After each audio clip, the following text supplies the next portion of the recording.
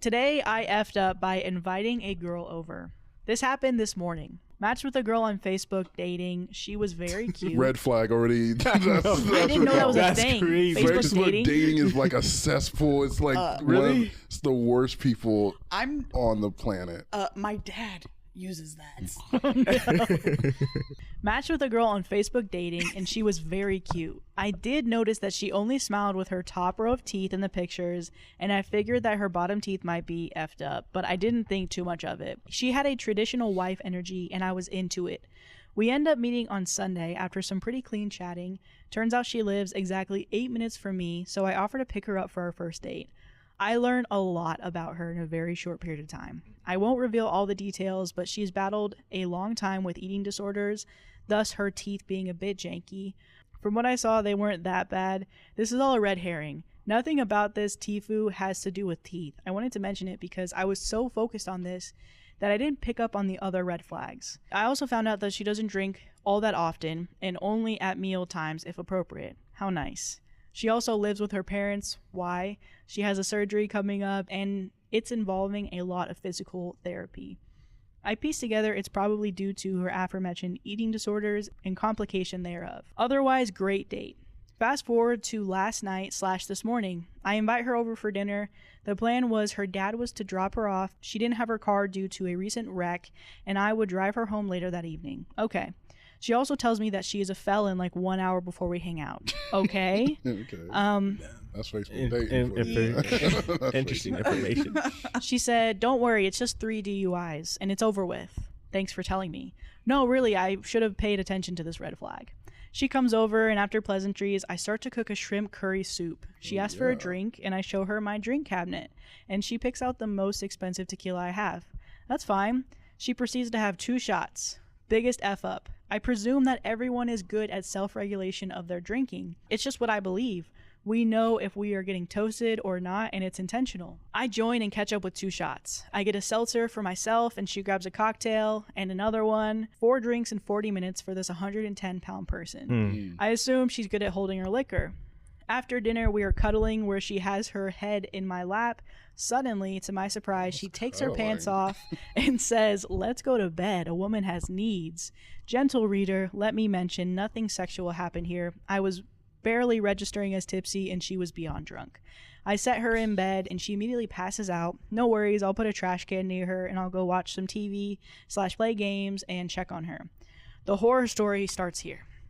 I check on her, and I realize that my bed is dark. I touch it. It's pee. Just effing great. I attempt to rouse her and alert her that she has soiled herself and my bed. She wakes up and asks why I'm waking her up, and then she tries to flirt with me. I then notice that she's soiling herself again, actively, while trying to seduce me. That's hot. I somehow managed to get her to the bathroom and sit her on a toilet and have her drink water to sober up.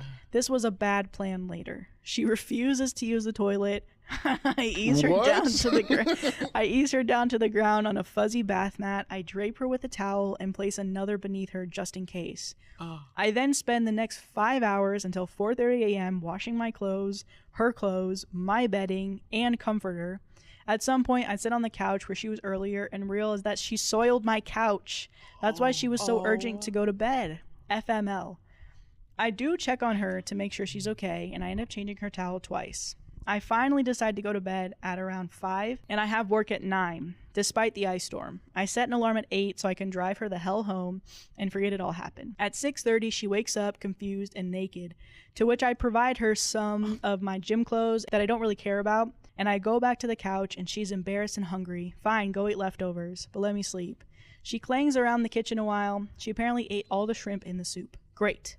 She decides to cuddle with me on the couch, and I had no energy to push her away. She attempts to kiss me, but I rebuke it, and then I realize there's gin on her breath.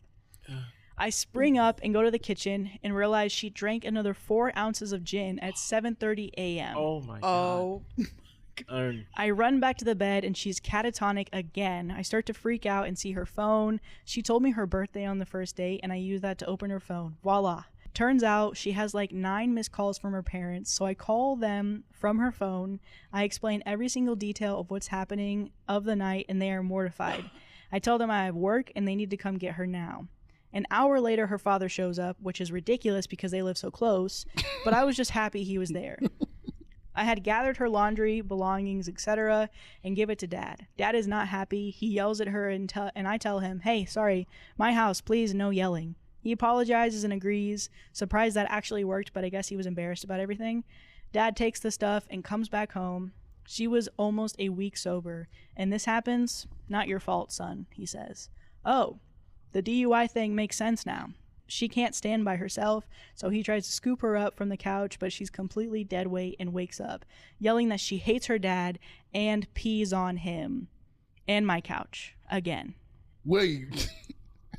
We both end up dragging her to the car, and my neighbors are watching, mortified at what seems like a kidnapping here. Her mom just texted me to apologize a few hours later and that she would come get her clothes. Edit, I'm most upset that I'm sitting here eating my shrimpless soup. So, my 25 female sister bought my daughter, 6 female, a bento box that cost $50.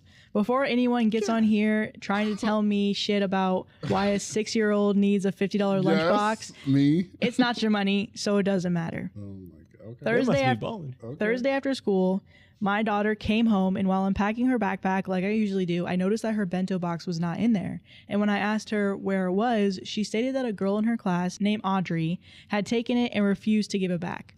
I asked if she went to her teacher, and she said yes, but her teacher told her that it's just a lunchbox and it shouldn't matter. Now, Audrey's name isn't new to my household. She and other girls always picked on my daughter, and no matter how many times I went to school about it, nothing was done. So I was pissed, to say the least. The next day, I went to school 30 minutes before lunchtime and requested a meeting with the teacher and the principal. They brought my daughter down and I explained the situation, and they had someone get Audrey. Audrey brought the lunchbox to prove that it was hers, but I asked her to open the lunchbox because my daughter's name was inside, and lo and behold, when she opened it, there was my daughter's name, clear as day. When I requested that she give it back to my daughter, she began crying. The teacher asked if it would be okay if Audrey kept it for the day since her food was already in there, and I said no. They had 5 minutes to find somewhere else to put her food, or I would be dumping it.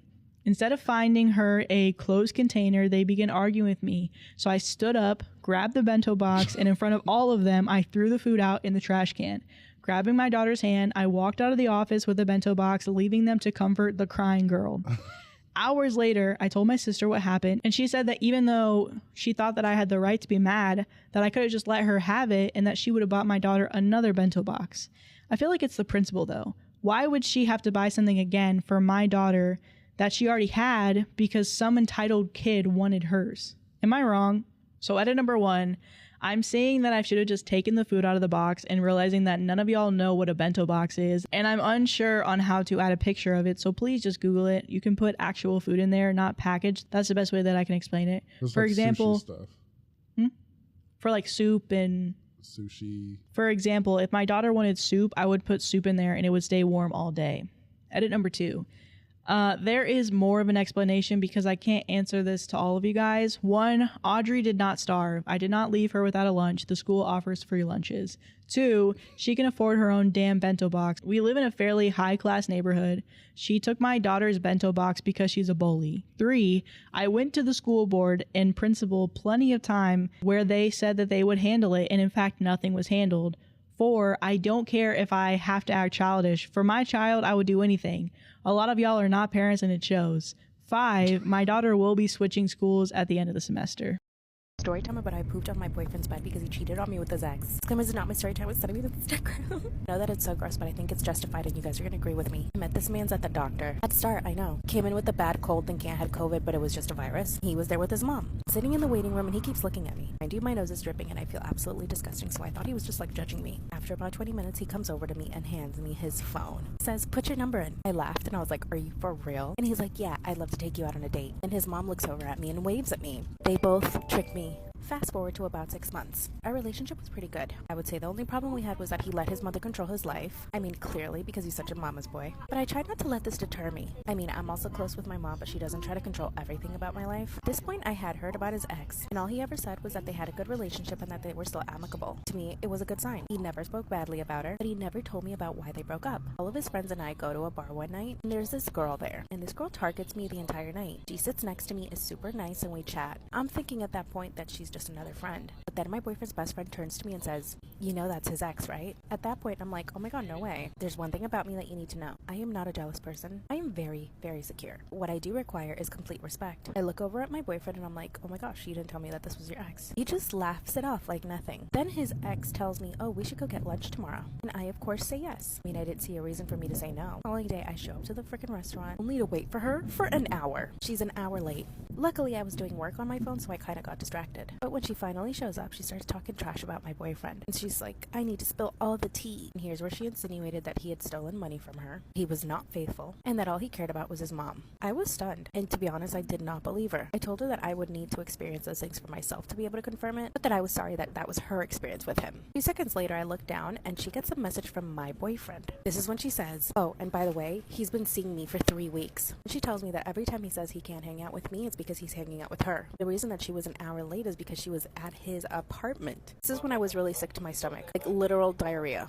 She apologized and started to cry, as if she's the victim. And she hands me a key to his apartment and tells me that I should go over there and speak to him. When I show up, he's not there. Start looking around the apartment to find some evidence, and sure enough, I find her disgusting dirty-ass thong in his hamper. Go to the bed, pull off the sheets, and there's a used you-know-what. And like I said, my stomach was already rumbling. I didn't even think about it twice. Got on top of the bed, pulled my pants down, squatted, and did my business. It was watery, and it was everywhere. I cleaned myself off and left the apartment. 2 hours later, he calls and tells me you'll never believe what happened. He tells me how he showed up to his apartment and somebody had taken a shit on the bed. So I convinced him that it was probably his ex, that she had told me that they had been having an affair. He swears up and down that she's telling a lie, that all she wants is for us to break up. So here's what I did. I hung up the phone and blocked him on everything. A liar will always be a liar, and a cheater will always be a cheater. Guess what? A few weeks later, they're engaged. Why would he waste my time like that? Soft-care sister out. What is the most inappropriate gift that someone innocently gave a teacher? I taught 8-year-olds for a while. One morning, a very sweet, sensitive type, little boy proudly presented me with a small gift box that he had obviously taken great care to wrap and decorate.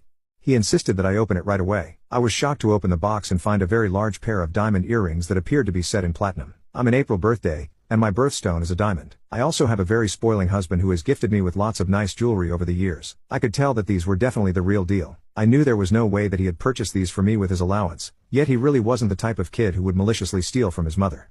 I didn't want to embarrass him. I thanked him and placed them in my desk drawer that had a lock. On my lunch break, I called his mom and explained the situation. She was a realtor and worked near the school. She dropped by and confirmed that those were her diamond earrings, and I, of course, returned them to her. She told me she would handle it gently at home. The next day, the same little boy came in with another gift for me. He insisted that I open it right away. It was a little angel figurine, from the dollar store. He told me that his mom let him know that I was married and couldn't accept jewelry from him and that he shouldn't have taken his mom's jewelry.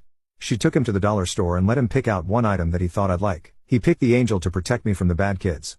I had a few kids that year that really acted out in class. I kept that angel on my desk for the rest of my career. An insufferable Karen made fun of my little sister at the gym and made her cry. The gym staff had something to say about it. My little sister is 16 years and has been extremely insecure about how she looks her entire life. She is very skinny, and faces bullying in school because of this, with kids putting her fingers around her wrists, nicknaming her skeleton and so on. My heart breaks for her, as no kid should have to go through that. My sister also has thyroid issues, which makes it a lot harder for her to gain weight than most people, and she naturally has a super low appetite. My sister and I are extremely close, and I have done my best to help her out with her self-image. I have recently managed to convince her to eat more, and she is doing great. She is still very skinny, but she has gained 2 kilograms in a month and I am very proud of her. I have also fought long and hard in order to try to get her in the gym, something she really wanted to do. But due to her insecurity and the negative aura surrounding gym culture, she was always afraid to do so and thought she would get judged. I tried to persuade her many times, telling her I would come with her, and finally, I managed to get her to join me for her very first gym session. When we got to the gym, my sister seemed very shy, but she also seemed kind of excited. As expected, she wanted to hit legs, and I obliged. I tried teaching her how to squat, and she was very adept at it, even managing to throw on some weight on each end of the barbell and rep it for 8 for 3 sets. I was extremely proud of her and let her know this, and this seemed to boost her confidence a lot. We then moved on to the leg press, a machine she looked quite scared of, but I reassured her, telling her that she is not nearly as fragile as she thinks, and she can boss this machine if she puts her mind to it. She seemed up for it. I began teaching her how to perform the movement safely, and then I got her to try it for herself. Once again, she took 2. It quickly and I let her know that she is absolutely crushing her first day at the gym, and she seemed very pleased with herself. She even asked to grab some food after. Well, as she was on her second set of leg press, a woman who looked in her 40s walked over. She had a stereotypical Karen haircut, and definitely wore her face. She just looked angry. She asked me how many sets we had left, and I told her that we have 1 set left each. The Karen then told us to hurry up, which kind of left me astounded. But I brushed it off. She stood close by and stared at us the entire time, but my sister didn't seem to notice her. It was only during my sister's last set that the Karen made herself known to my sister. If only I would have known how cruel and heartless this woman could be, I would have either moved to a different machine as soon as she approached or reported her to the gym staff, but I had no way of knowing. Well, Karen literally tapped my sister's shoulder mid-freaking set, causing my sister to get startled and re-rack the weight. I looked at Karen and asked her what the F she was doing, and asked her if she had any manners. Karen then told me to watch my tone and proceeded to tell my sister. I couldn't help but notice how skinny your arms and legs are, dear. You're doing the exercise all wrong too. You'll never become non-skeleton like with little tiny weights like this. Here, let me show you. And she proceeded to try yank my sister out of the machine and started changing the weight. I interrupted her and dragged her arm back, telling her not to touch my sister, who was very pale by this point. I told Karen to leave right now before I report her, and she told me. What, I'm just trying to help. Look how skinny this girl is, she could use some advice. My sister started crying at this point, and I told her to leave us the F alone. A gym staff member happened to be walking by and Karen, seemingly offended by the fact I swore at her, proceeded to go over and complain about me to the staff member. The staff member walked over to see my sister crying and me calming her down, and I explained my point of view. Karen tried to interrupt, and she argued her version, claiming I verbally ridiculed her, made her feel extremely uncomfortable and called her a fat whale. Although had I said this it would not have been wrong, I did not say that. Not once did I comment about her weight. The 2 different stories led to the staff member having to check the cameras, and her harassment was clearly put on display. Even without the ability to make out what she said, it was very clear that she had invaded my sister's personal space and made her feel very insecure and uncomfortable. After enough pressing by the staff member, Karen also admitted to making fun of my sister's weight. Karen's membership was revoked that same day in front of me. My sister also came back to the gym just a few days later. She didn't let a negative experience affect her efforts, and I'm very proud of her. Florida State is attempting to make child rape punishable by death. Do you think child rape warrants a death penalty? The problem with the death penalty isn't what crime is or isn't deserving of it. It's that you can get the wrong people. The government having this unilateral control to unalive people is not good. A lawyer once told me if rope and unalive both have the death penalty, then our PIS will be more inclined to unalive the victim after they are done. I do not believe in the death penalty for anyone. I also wouldn't be particularly upset if a child or PIS died. Most importantly, in today's world, I do not trust the politicians of Florida to accurately determine who is and isn't a child or PIS. As someone who has survived child rape, no. You immediately make it harder for victims to come forward, especially when you consider that most perpetrators of child rape are close family members, followed by close family friends and people in positions of authority and leadership over the child. These are people that children have very strong feelings for. And those feelings are very easily manipulated to force a child into silence already. Imagine being responsible for that adult's death if they say something onto the table as well. It would ruin a child. I lived through I love you and you love me. If you tell anyone, they won't let you see me anymore, and it will be your fault. Now ramp that up to if you tell anyone, they'll unalive me and it will be your fault. I'd never have come forward. Personally, no. That would result in me facing the death penalty, and as much as I joke about wanting to take my life, I wouldn't actually want to do it.